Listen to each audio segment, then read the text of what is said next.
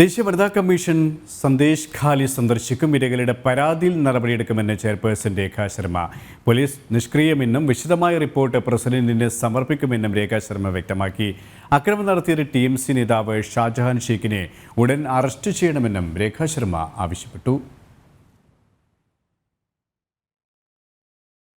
വിശദാംശങ്ങളുമായി നന്ദഗോപൻ ചേരുകയാണ്. നന്ദൻ, കുറ്റക്കാർക്കെതിരെ കർക്കശമായ നടപടി സ്വീകരിക്കണമെന്ന് തന്നെയാണ് രേഖാ ശർമ്മ ആവശ്യപ്പെട്ടിരിക്കുന്നത്.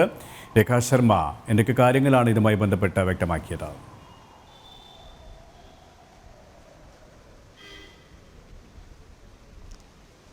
സുരേഷ്, പശ്ചിമ ബംഗാളിലെ 24 നോർത്ത് പർഗാനസ് ജില്ലയിൽ അവിടെ ഹിന്ദു ഭൂരിപക്ഷം ജില്ലയാണ്. പക്ഷേ 25% അവിടെ മുസ്ലിം ഭൂരിപക്ഷമുണ്ട്. അതായത് വോട്ട് ബാങ്ക് വളരെ നിർണായകമായി നിൽക്കുന്ന സ്ഥലമാണ്. അവിടെ മുസ്ലിം ഭൂരിപക്ഷ മേഖലയിൽ TMC നേതാവ് ഷാജഹാൻ ഷെയ്ഖിൻ്റെ നേതൃത്വത്തിലാണ് അവിടെ TMC മുന്നോട്ട് പോകുന്നത്.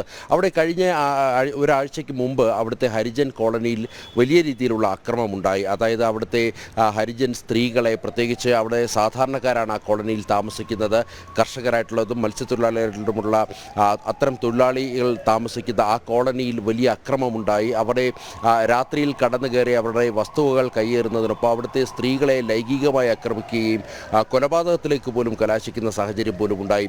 എന്നാൽ പോലീസ് ഇതിന്മേൽ നടപടിയെടുക്കുന്നില്ല എന്നുള്ളതാണ് യാഥാർത്ഥ്യം. അവിടെ പോലീസ് ഇരകൾക്കൊപ്പം നിൽക്കാതെ അവിടെ അക്രമികളെ സംരക്ഷിക്കുന്ന സമീപനമാണ് സ്വീകരിക്കുന്നതെന്നാണ് BJP ആരോപിക്കുന്നത്. അവിടെ ഇരകളെ കാണുവാനോ അല്ലെങ്കിൽ അവരുടെ വിവരങ്ങൾ തേടുവാനോ ഒന്നും തന്നെ ഈ പോലീസ് അനുവദിക്കുന്നില്ല. പല തവണ BJPയുടെ പ്രതിപക്ഷ നേതാവിൻ്റെ നേതൃത്വത്തിലും അതേപോലെ തന്നെ BJP സംസ്ഥാന അധ്യക്ഷൻ്റെ നേതൃത്വത്തിലുമൊക്കെ തന്നെ ഈ സന്ദേശ് ഖാലിയിലേക്ക് ഇരകളെ കാണുവാൻ വേണ്ടി, അവരുടെ വിവരങ്ങൾ അന്വേഷിക്കുവാൻ വേണ്ടി, എന്താണ് നിലവിലെ സ്ഥിതിഗതികൾ മനസ്സിലാക്കുവാൻ വേണ്ടി അവിടെ BJP സംഘം പോകുവാൻ തയ്യാറായി. എന്നാൽ പോലീസിനെ ഉപയോഗിച്ചുകൊണ്ട് ഈ സംഘത്തെ തടയുന്ന സ്ഥിതിവിശേഷമായിരുന്നു ഉണ്ടായിരുന്നത്.